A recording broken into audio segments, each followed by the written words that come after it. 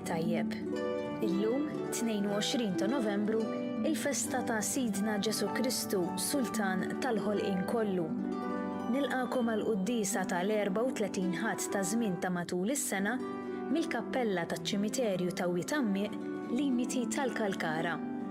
Jiċċelebra din il-Quddiesa l-Arċisqof Charles Scicluna. It-tfal jistgħu jsegwu l-liturġija tal-ħadd minn fuq il-website bkids.mt.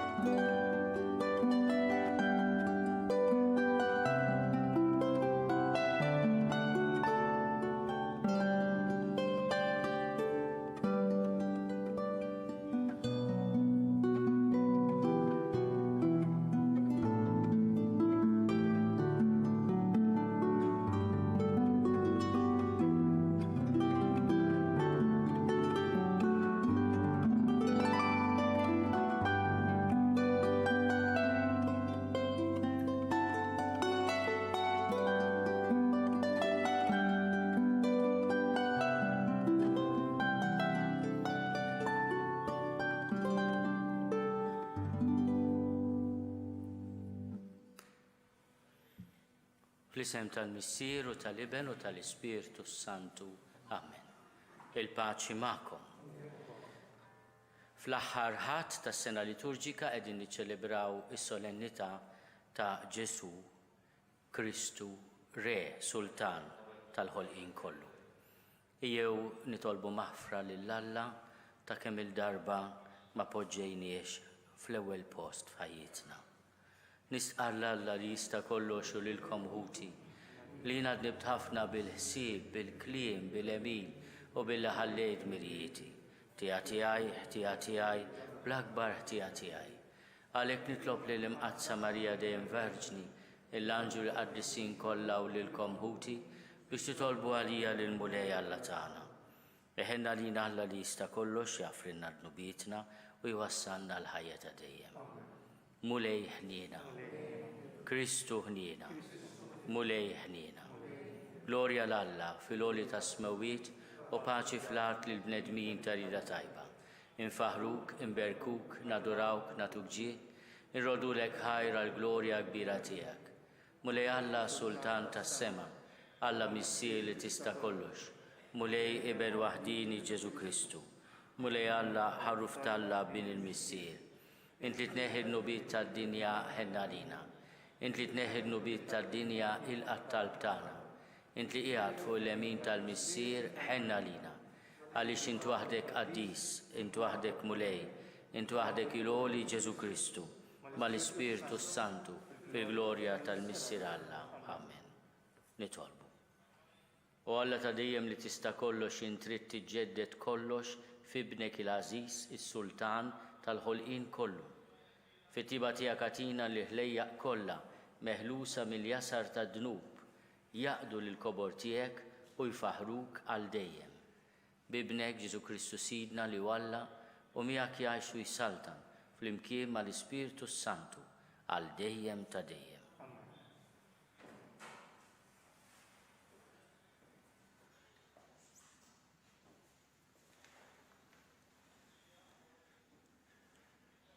L-ewwel qari. Qari mill-ktieb tal-profeta Eżekjel. Dan jgħid Sidi l-Mulej: Arawni, hekk jien se nfittex in-naċ tiegħi u nieħu ħsiebhom. Bħalma r-raj jaħseb fil-merħla tiegħu meta jsib ruħu f'nofs in-naċ imxerda tiegħu, hekk naħseb jien fin-naċ tiegħi u nsalvhom minn kull fejn xterdu fi żmien is-sħab u s-swiet tal-ajru. Jiena stess nira n-naċ tiegħi u jiena nserraħhom. Oraklu ta' Sidi l-Mulej. Jiena nfittex il-mitlufa. inreġġa lura l-imxerda, ninfaxxa l-ġrieħi tal-miġruha u nqawwi l-marida, inħares is-smina u l-qawwija u nirhom bil-ġustizzja. Imma għalik, merħla tiegħi, hekk jgħid Sidi l-Mulej, ara jiena nagħmel ħaq bejn naġa u naġa, bejn imtaten u bdabat. Il-kelma tal-Mulej inroddu ħajr lil Alla. Salm responsorjali. Il-Mulej u r-raj tiegħi xejn ma jonqosni. Ngħidu flimkien, il-Mulej u r-raj tiegħi xejn ma jonqosni. Il-Mulej u r-raj tiegħi xejn ma jonqosni. F'merat kollha ħdura jqedni. Ngħidu flimkien, il-Mulej u r-raj tiegħi xejn ma jonqosni. Ħdejn l-ilma fejn nistrieħ joħodni, hemm hu jrejjaqni. Imexxini fit-triq tas-sewwa minħabba l-isem tiegħu. Ngħidu flimkien, il-Mulej u r-raj tiegħi xejn ma jonqosni. Int tħejji mejda għalija quddiem l-edewwa tiegħi. Biż-żejt tidlikli rasi u l-kalċi tiegħi tfawwarli. Ngħidu flimkien, il-Mulej u r-raj tiegħi xejn ma jonqosni. Miegħi iva jimxu t-tieba u l-ħniena il-jiem kollha ta' ħajti. U nagħmmar f'dar il-Mulej sakemm indum ħaj. Ngħidu flimkien, il-Mulej u r-raj tiegħi xejn ma jonqosni.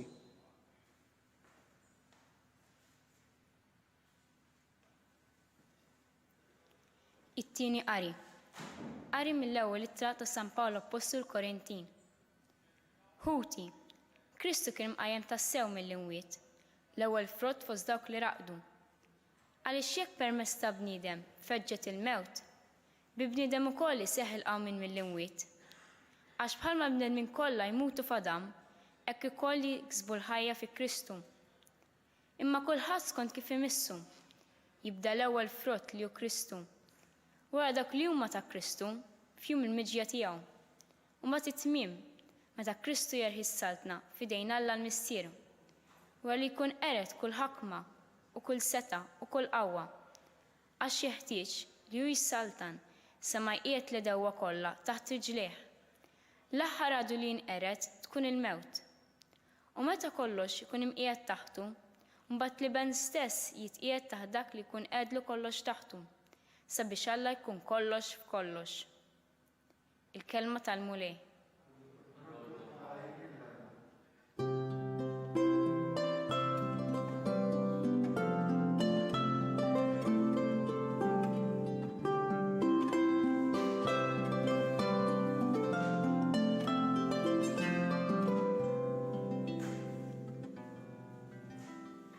Imbirek minn ġej fis-sem il-Mulej. Imbir kassaltna li ġejja ta' David missierna.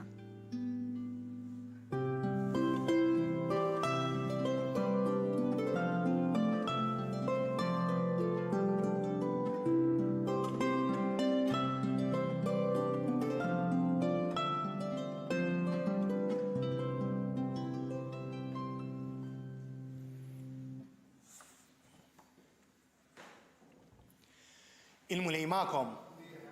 Qari mill-Evanġelju skont San Mattew. Dak iż-żmien Ġesu qal lid-dixxipli tiegħu, meta jiġi bin il-bniedem fil-glorja tiegħu u bl-anġli kollha miegħu, imbagħad joqgħod fuq it-tron glorjuż tiegħu. U qudiemu jinġabru l-ġnus kollha u jifridhom minn xulxin bħalma r-raj jifret in-naċ mill-mos. In-naċi qiegħdhom fuq il-lemin tiegħu u l-mos fuq ix-xelluk. Imbagħad is-sultan jgħid lil dawk ta' fuq il-lemin tiegħu, ejjew, imberkin minn missieri, ħudu bwirt tagħkom is-saltna li tħejjit għalikom sa mill-ħolqien tad-dinja. Għax jien kont bil-ġuħ u tmajtuni, kont bil-għaġġ u sqejtuni, kont barrani u lqajtuni, kont qiegħri u libbistuni, kont marit u ġejtu tarawni, kont fil-ħabs u ġejtu żżuruni. Imbagħad iwieġbu l-ġusti: Mulej, meta rajnik bil-ġuħ u tmajnik, jew bil-għaġġ u sqejnik? Meta rajnik barrani u lqajnik, jew qeri u libbisnik?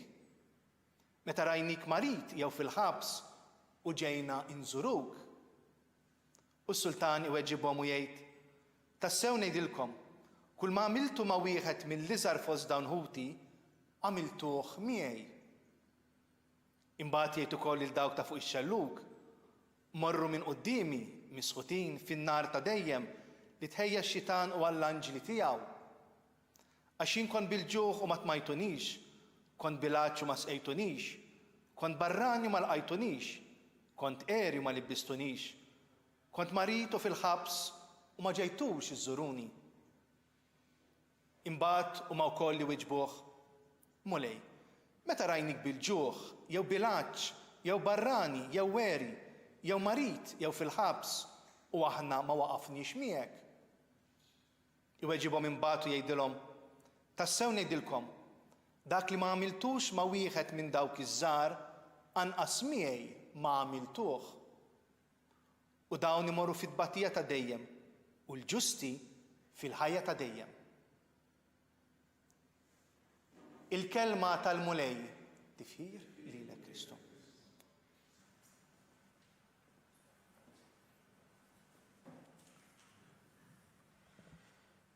Meta Ġesu għallimna nitolbu, għallimna ngħidu wkoll tiġi saltnatek.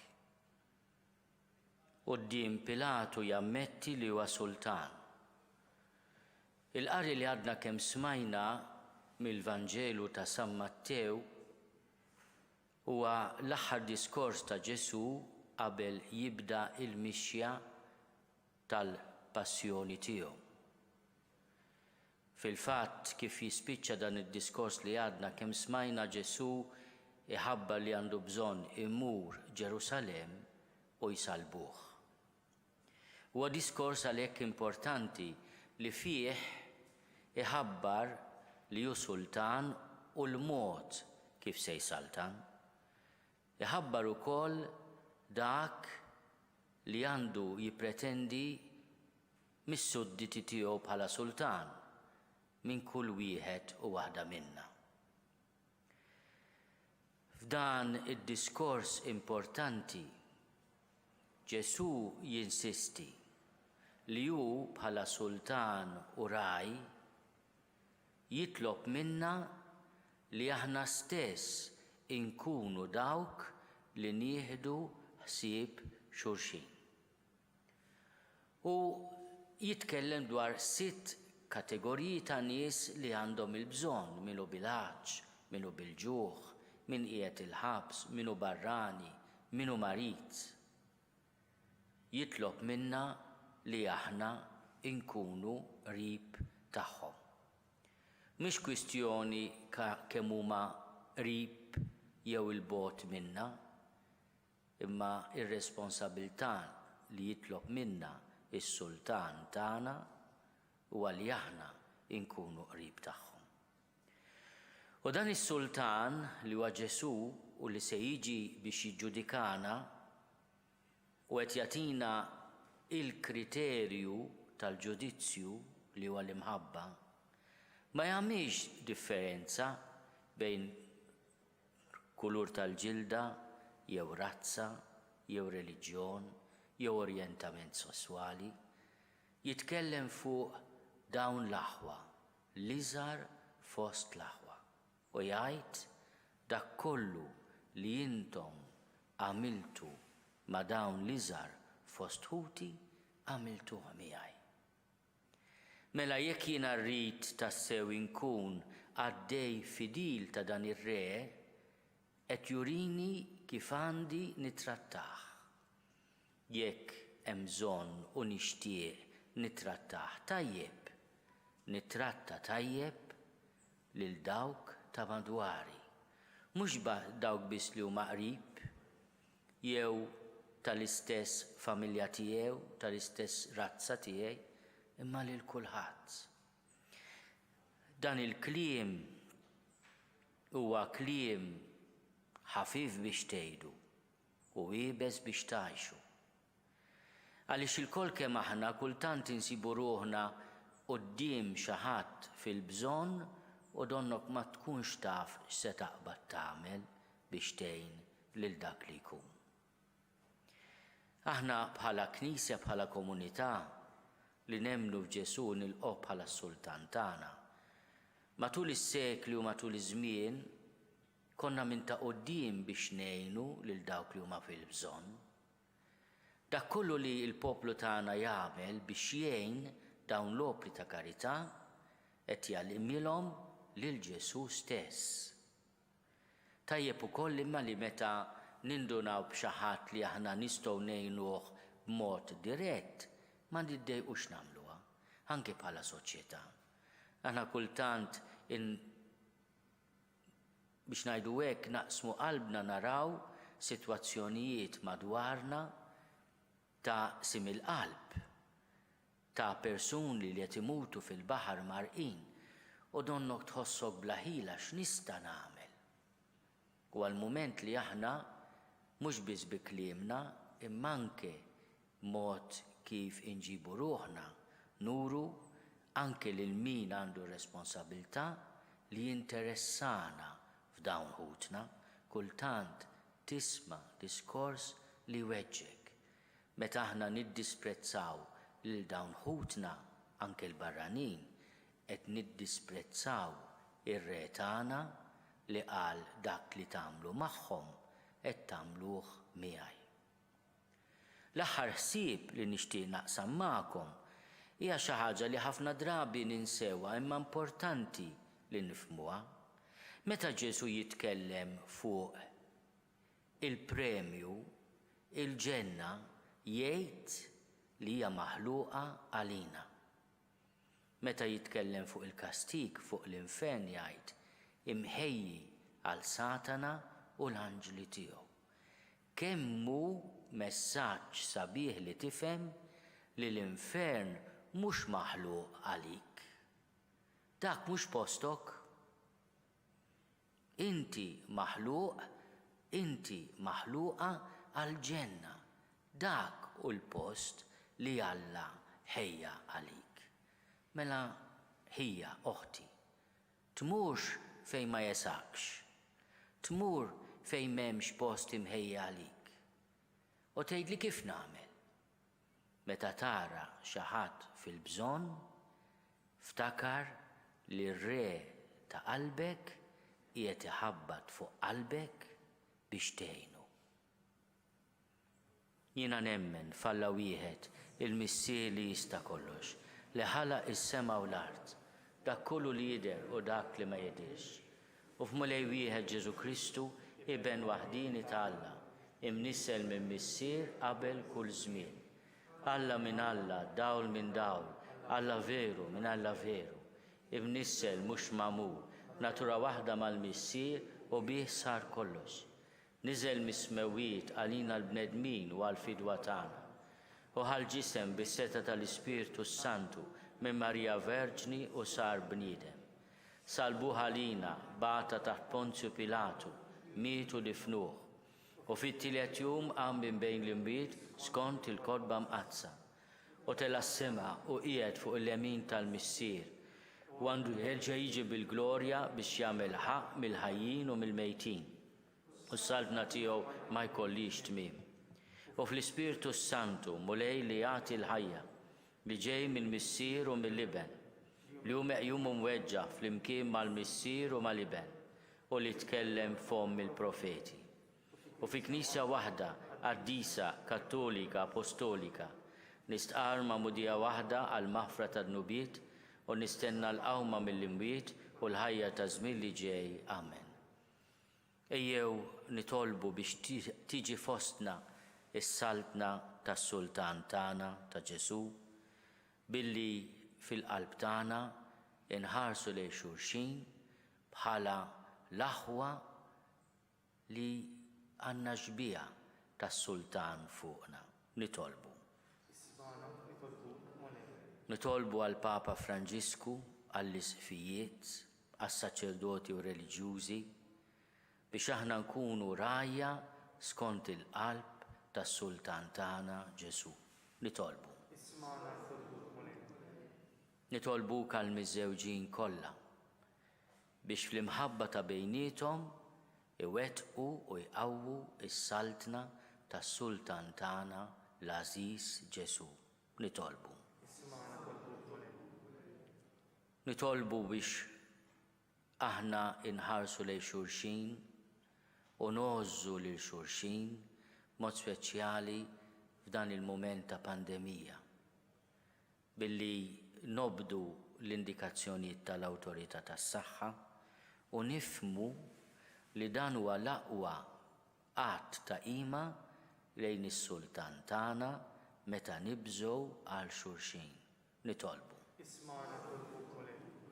Nitolbu għal mejtin kollha b'mod speċjali l-erwieħ eżiż ta' Wied Għammieq u ħutna kollha li mietu f'dawn l-aħħar sigħat u f'dawn l-aħħar ġranet biex int mulej turihom l-amara li ħejjejt għalihom u jitlu fil-għena tiegħek li inti sidhom.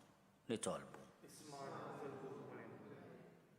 Nitolbu u nselmu lil professur Oliver Friġġieri, nitolbu għal ruħu u nimpenjaw ruħna li aħna nibqgħu gburin bil-Malti il-sin għażiż ta' art welidna u tal-letteratura li ħallewna mis-sirijietna. Nitolbu.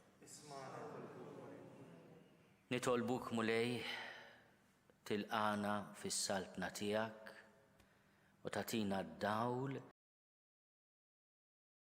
tagħna fl-aħwa kollha. Int li tgħixu s-Saltan għal dejjem ta' dejjem.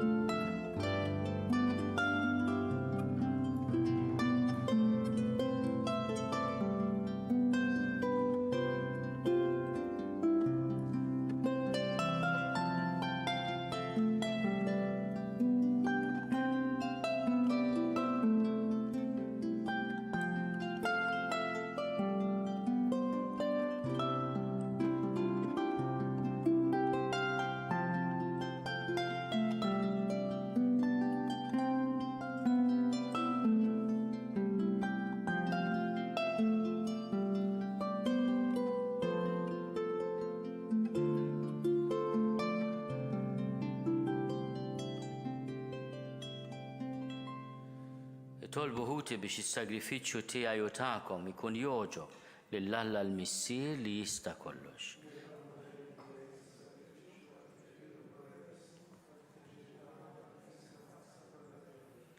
Se nofrulek mulej is-sagrifiċċju li bih ibnek reġa' ħabbeb lil bnedmin miegħek.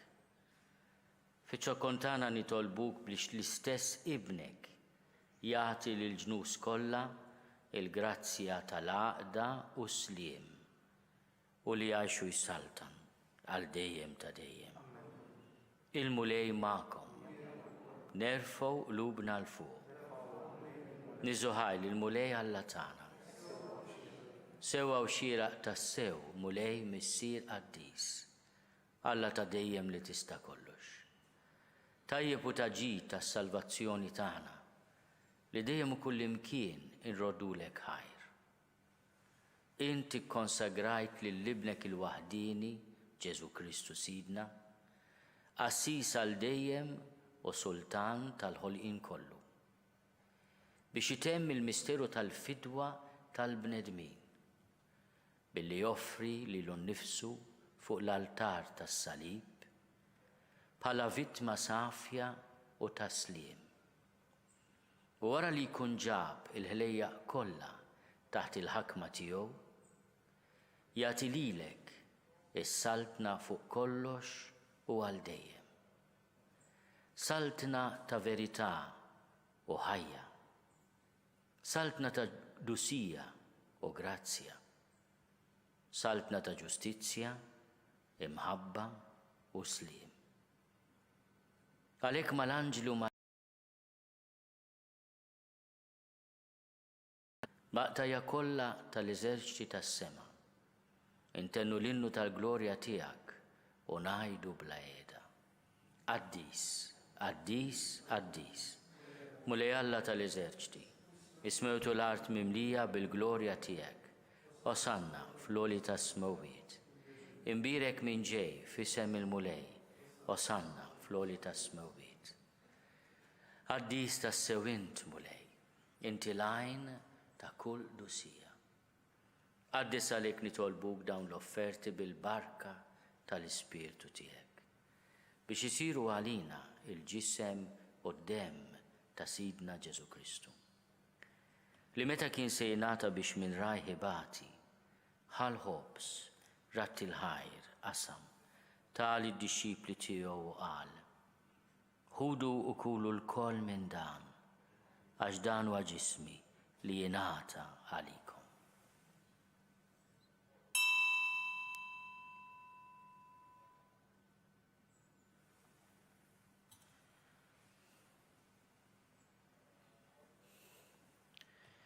Hekk ukoll wara l-ikla ħal-kalċi reġa' il-ħajr tal id-dixxipli tiegħu u qal: ħudu u xorbu minnu l-koll.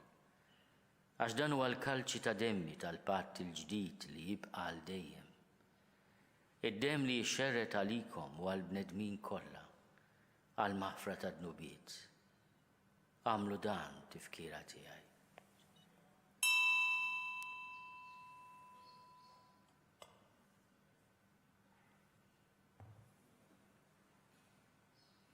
Dan hu l-misteru tal-fidi. Inħabbru l-mewt tiegħek mulej, inxandru bil-ferħ il-qawmien tiegħek, nistennewk sa ma tiġi fil-glorja. Għalhekk aħna u nagħmlu dan tifkira tal-mewt u l-qawmien ta' Sidna Ġesu Kristu. Nofrulek mulej il-ħobs tal-ħajja u l-kalċi tas-salvazzjoni. Unrodulek ħajra xogħġbok tilqana hawn quddiemek biex nagħduk. U miċ-ċokon tagħna nitolbu li l-Ispirtu Santu jaqgħadna f'ġisem wieħed lilna li nieħdu sehem il-ġisem u d-demm ta' Kristu. Ftakar mulej fil-Knisja tiegħek imxerda mad-dinja kollha. Wettaqaf l-imħabba flimkien mal-Papa Franġisku miegħi għaddej tiegħek mingħajr ma jistoqli. Mal-Isqof Joseph li qed jgħinni, mal-Isqof Anton u mal-ministri tiegħek kollha. Ftakar ukoll fħutna li raqdu bit-tama tal-qawmien. Ftakar fil-mejtin kollha. Daħħalhom quddiemek fid-dawl tas-sebħ tiegħek. Ħenna lina l-koll nitolbuk. Għati lilna wkoll il-wirt tal-ħajja ta' dejjem. Flimkien mal-Verġni Mqazza Alla Marija, mal-arus tagħha San Giuseppe, mal-Apostli u l-Qaddisin kollha li jgħixu fil-ħbiberija tiegħek sa mill-bidu tad-dinja. Għamel li magħhom infaħruk u nsebħuk b'Ġesu Kristu ibnek. Bi Kristu, ma' Kristu u fi Kristu jingħata lilek Alla missier li tista' kollox. Flimkien mal-Ispirtu Santu, kull ġieħu glorja għal dejjem ta' dejjem. Ejjew nitolbu. Ifallimna u ridna nagħmlu li ben ta' Alla Ġesu għas-salvazzjoni tagħna. Missierna li inti fis-smewwiet jitqaddes ismek, tiġi saltnatek. Ikun li trid int kif is-sema hekk fl-art. Ħobżna ta' kuljum għatina llum. Aħfrinna dnubietna palma naħfru lil minu ħati għalina. La ddaħħalniex fit-tiġrib, iżda eħlisna mid-deni. Eħlisna nitolbuk mulej minn kull deni. Għatina fit-tjiebu għal-ħnina tiegħek il-paċi fi żmienna. Biex inkunu ħielsa dejjem mid-dnub u mħarsa minn kull inkwiet. Aħna u nistennew u nittamaw ilena u l-miġja tas-Salvatur tagħna Ġesu Kristu. Mulej Ġesu Kristu li għadt lill-apostli tiegħek. Inħallilkom is-sliem, natikom is-sliem tiegħi. La tħares lejn dnubietna, iżda ħares lejn il-fidi tal-Knisja tiegħek. Għatija slimu l-għaqda li int trid fiha, int li tgħixu s-saltan għal dejjem ta' dejjem. Il-paċi tal-mulej tkun dejjem magħkom. Għatu l-paċi lil xulxin.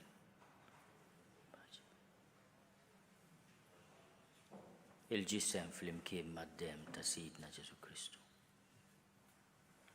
Ikunu jiswew lilna li se nitqarbnu bihom għal ħajja ta' dejjem. Ħaruf talla li tneħħi d-nubiet tad-dinja ħenna lina. Ħaruf talla li tneħħi d-nubiet tad-dinja ħenna lina. Ħaruf talla li tneħħi d-nubiet tad-dinja ħatina l-paċi. Mulej Ġesu Kristu binalla l-ħaj. Bil-mewt tiegħek kif rid minnek il-missier u bil-ħidma tal-Ispiritu Santu. Int tajt il-ħajja lid-dinja. Dan il-ġisem u d-dem qaddis tiegħek. Eħlisni minn ħtieti kollha u minn kull ħażen. Żomm li dejjem fidil lejn il-kmandamenti tiegħek u tħallini qatt ninfiret minnek. Mulej Ġesu Kristu, Sultan tal-qalb tiegħi, nitolbok li nitqarbina bil-ġisem u d-dem tiegħek. Ma tkunx il-kundanna tiegħi, iżda l-ħniena tiegħek, għall-paċenzja tiegħek, tkun għalija l-ħarsin u l-fejqan ta' ruħi u ġismi. Danu l-ħaruf ta' Alla, danu li neħi d-nubiet tad-dinja, ħenin dawk li huma mistiedna għall-ikla tal-ħaruf. Mulej ma jissolix tidħol taħt is-saqaf tiegħi, iżda biss kelma waħda u ruħi tkun infejqa.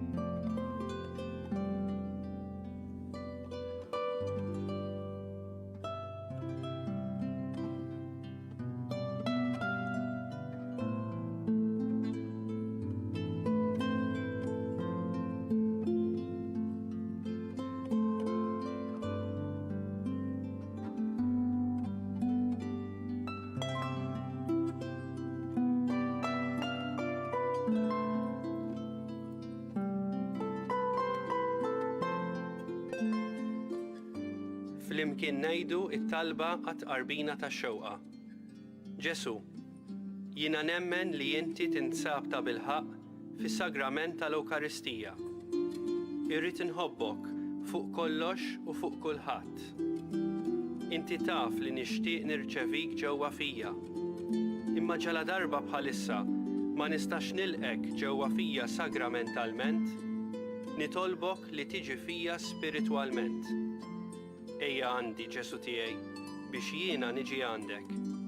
Ħeġġiġni bl-imħabba għalik biex f'ħajti u f'mewti jiena nemmen fik, nitma' fik u nibqa' nħobbok għal dejjem.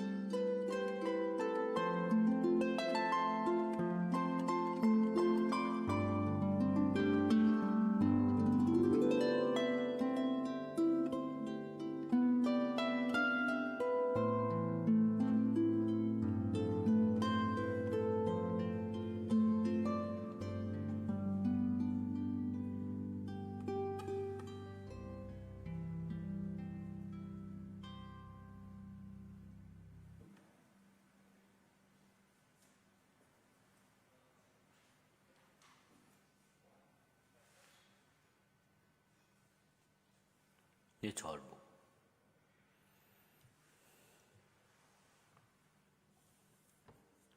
Tqarbilna mulej bl-ikel tal-ħajja ta' dejjem Nitolbuk li bħalma uġieħ kbir tagħna li nħarsu l-ordnijiet ta' Kristu, is-Sultan tal-ħolqien kollu. Hekk ukoll ngħixu miegħu għal dejjem fis-saltna tiegħu tas-sema. U li jgħixu jsaltan għal dejjem ta' dejjem. Illum huwa 22 ta' Novembru, kieku ma kienx il-ħadd konna nagħmlu festa lil Santa Ċeċilja, il-patruna ta' dawk kollha li huma mhux biss mużiċisti imma artisti. Jiena nixtieq ukoll nagħti l-festa tajba lil Jacob li jakkompanjana bl-arti u bid-daq tiegħu ta' diversi strumenti b'mod speċjali l-arpa. Il-festa tajba ukoll Jacob u nsellem lil kull min qiegħed fil-qasam tal-mużika fil-festa tal-patruna tagħhom Santa Ċeċilja. Nixtieq nirringrazzja ħafna il-kappellan tal-Kalkara, lill-poplu tal-Kalkara li qed jilqana hawnhekk f'dan iċ-ċimiterju u biex ngħidu hekk ukoll santwarju għażiż ta' dawn ħutna li mietu bil-kolera tal-1837. Il-mulej magħkom, li berikkom Alla li jista' kollox il-Missier u l-Iben u l-Ispirtu Santu. Morru fil-paċi ta' Kristu.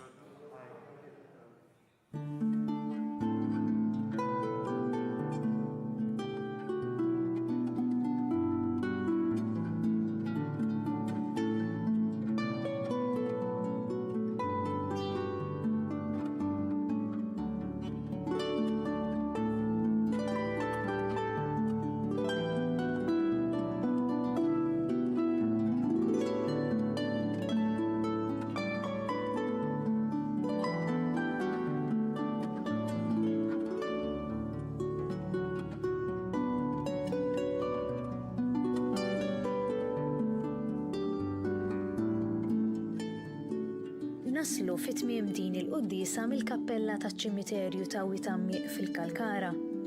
Infakkarkom li l-lejla fil-5 fil-festa ta' Kristu Re l-Arċisqof Charles Xikluna flimkien mal-Isqof Awżiljarju Joseph Gallia Kurmi se jieħdu sehem fiċ-ċelebrazzjoni djoċeżana li se ssir fil-Bażilika Minuri ta' Kristu Re f'Raħal Ġdid. Iċ-ċelebrazzjoni se tixxandar fuq www.knisja.mt. Infakkru li d-dispensa tal-obbligu tal-Quddiesa tal-Ħadd għadha fis-seħħ. Nappellaw lil persuni vulnerabbli biex isegwu l-Quddiesa mid-dar u biex inkomplu nosservaw b'attenzjoni il-miżuri għal ħarsien tas-saħħa. Min jixtieq jgħin lill-Arċidjoċeżi ta' Malta tkompli ħidmietha fis-soċjetà huwa mistieden jagħti donazzjoni online jew permezz ta' ċekk indirizzat lill-Arċidjoċeżi ta' Malta. Aktar dettalji issibuhom fuq knisja.mt/donazzjonijiet. Flimkien inkomplu nitolbu għas-saħħa tal-poplu tagħna. Il-kumplament tal-ħadd it-tajjeb.